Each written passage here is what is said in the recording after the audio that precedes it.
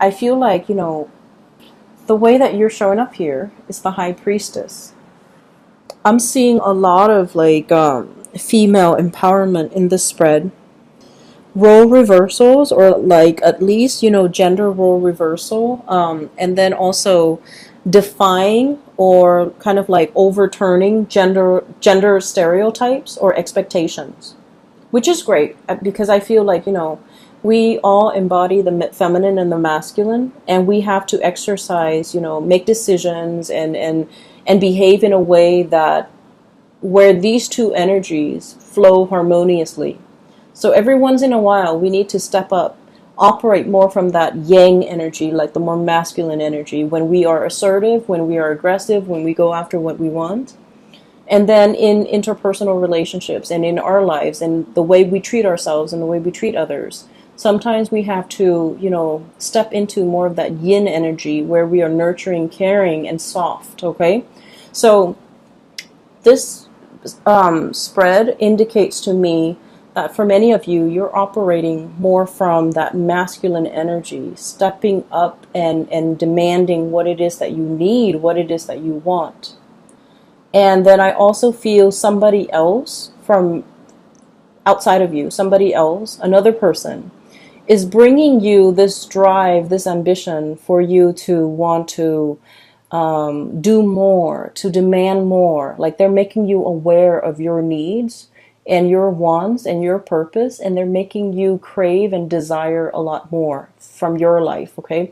Whatever you're not getting, I feel like you're becoming more demanding. Like, I need that, I need this. And then also, with this High Priestess, this is about inner knowledge, inner knowing, self-awareness.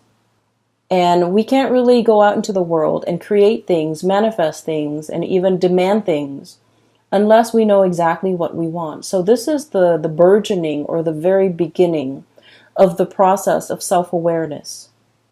Okay? Because for too long, you have lived in this space. Seven of Wands.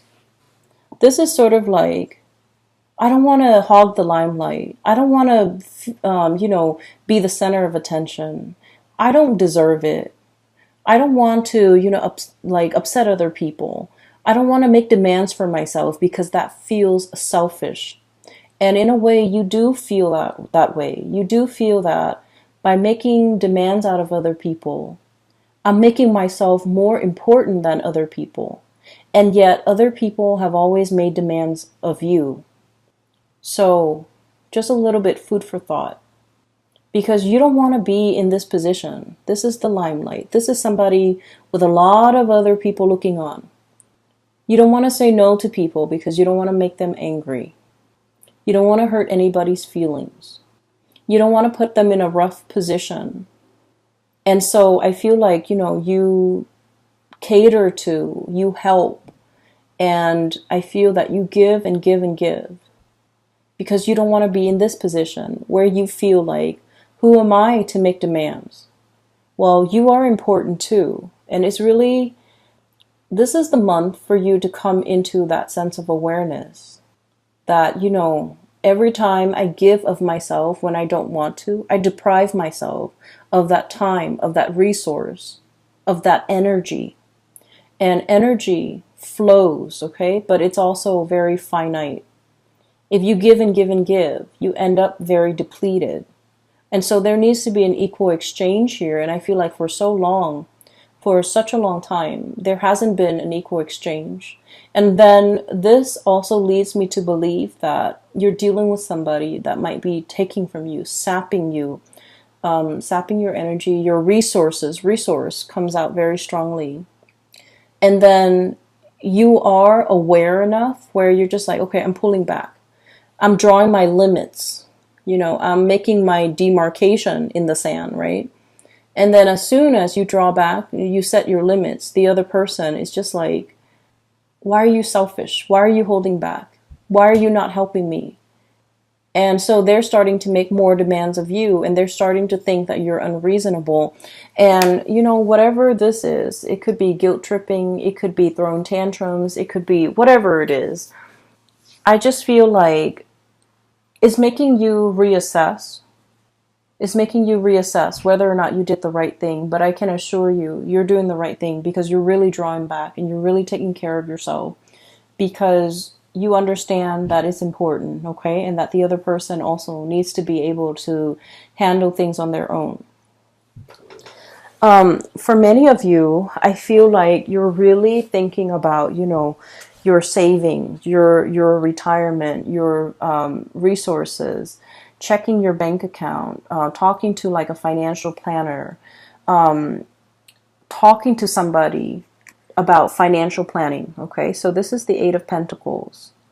And I feel like in this card, it's about, creating more of something, working your magic, investing, thinking about long-term yield, thinking about avenues for you to invest your money, to invest your resources, how to make your money work for you. For some of you, this could even be buying property, making sure that your property appreciates, and then, wanting to keep it for a certain amount of years before you sell off the property. So I feel like you're doing some massive maneuvering, okay, conjuring things up, manifesting, as well as like talking to somebody who might be very savvy when it comes to financial resources, like a financial planner or even an investor, so that you can make things work for you.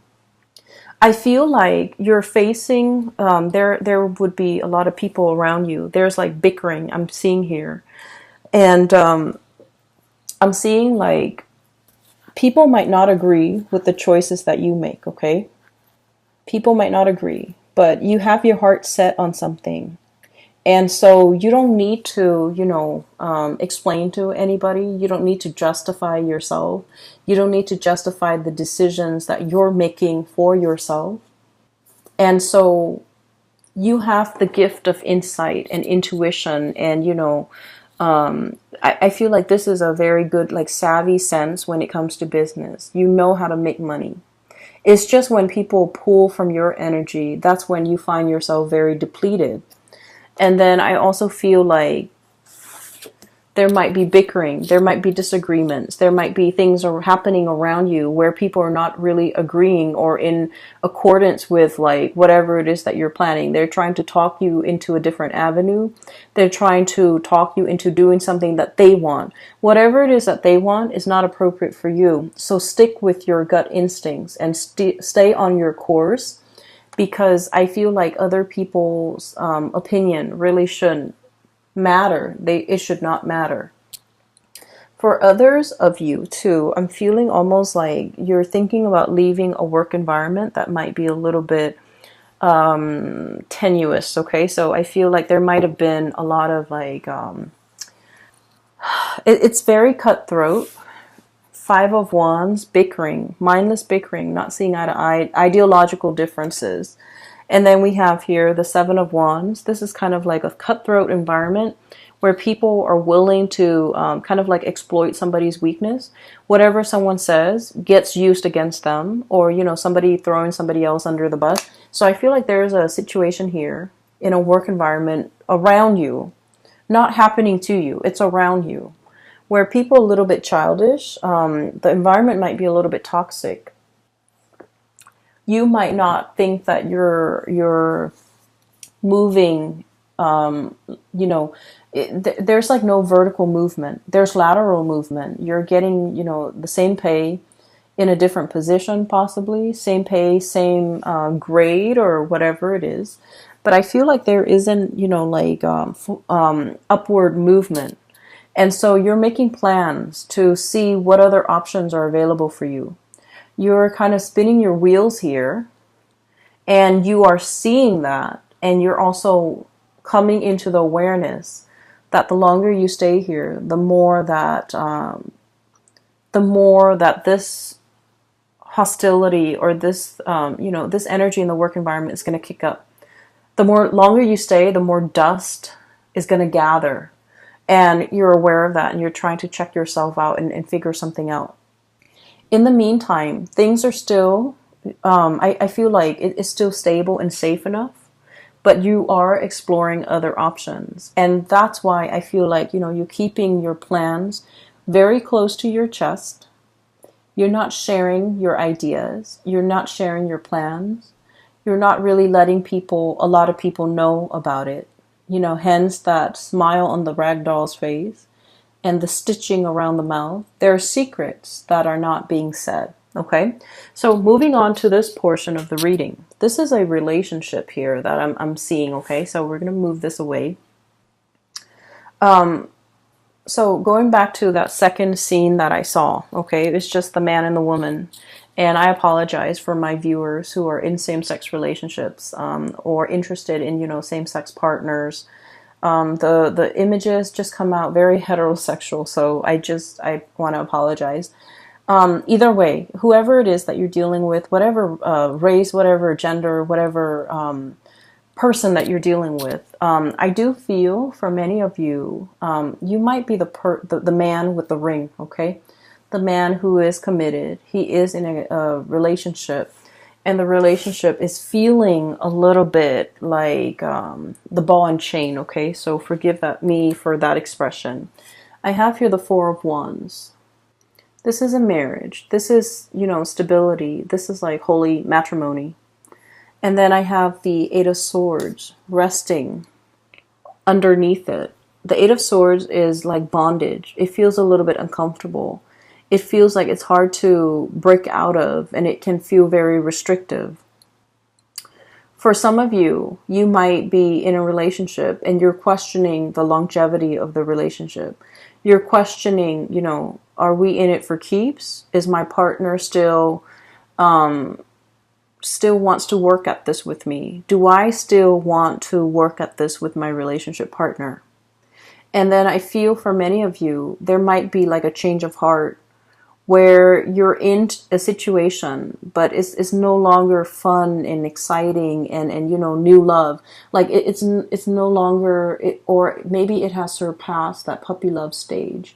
And now we're getting down to the nitty gritty of like the domesticity, the living together, the life that we've created for ourselves. Are we still excited about each other? Are we still happy in this relationship? Are we still willing to work at it?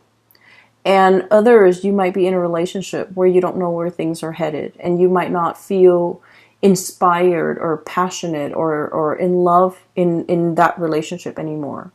And you might be thinking as well, like how else your life could turn out. You might be thinking, I don't feel like it's, like stepping out of a relationship, exploring other options. But I do feel like something here just feels a little bit restrictive. Something in this relationship feels a little bit like, I'm not sure if it's going to last through the winter, So that's what I'm sensing. And I feel like for many of you, there could be a situation here where there is communication or another person in your midst that's bringing this change of heart. And I just want to say, for those who are watching, and especially if you're resonating with this, I just feel like this home situation happened first, okay? There's something innately possibly unhappy or like dissatisfying in this to begin with.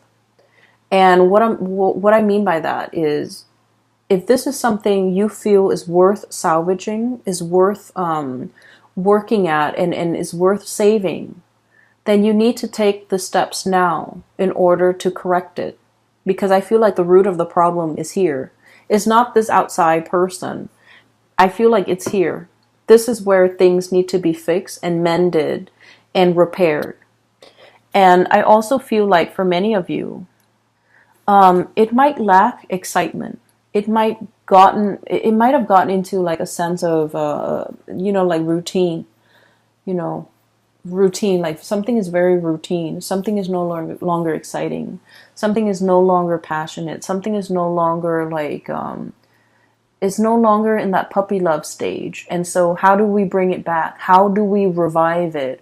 What can we do in order to make it better, right? But either way, regardless of whether or not you're dealing with this, I do feel there is a new energy.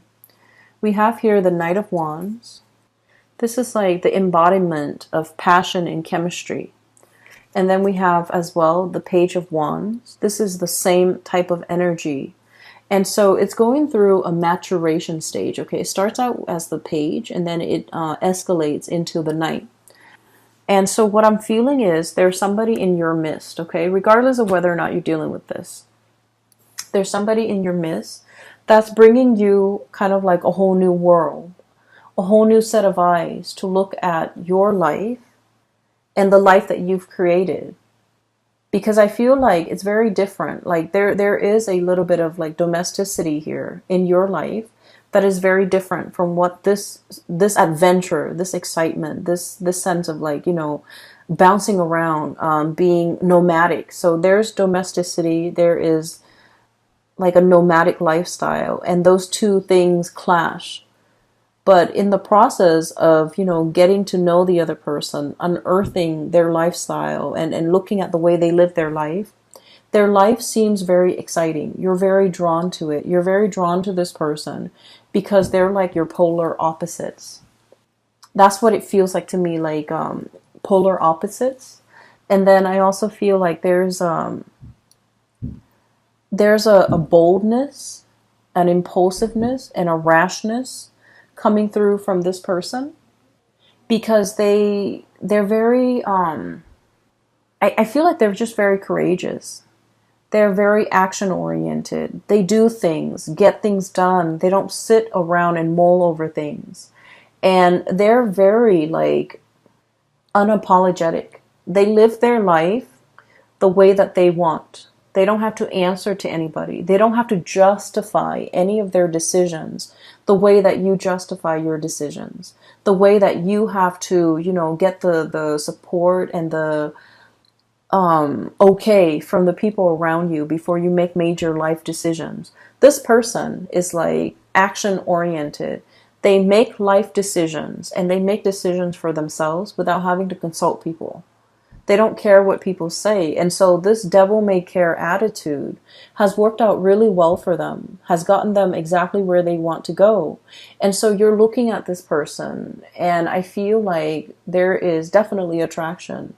There's definitely admiration and also, you know, looking up to this person, wanting to emulate and copy that lifestyle or the way that they carry themselves. They're so assertive and so self-assured. And I feel that you wish you could be that way. You wish that you could, you know, make decisions without having to second guess. And so if this is a romantic partner or a relationship partner or even a love interest, this is someone that will come to you in a heartbeat, okay? I feel almost like this sense of somebody is coming to somebody else's rescue, okay? And you know that, oh yeah, so the third image.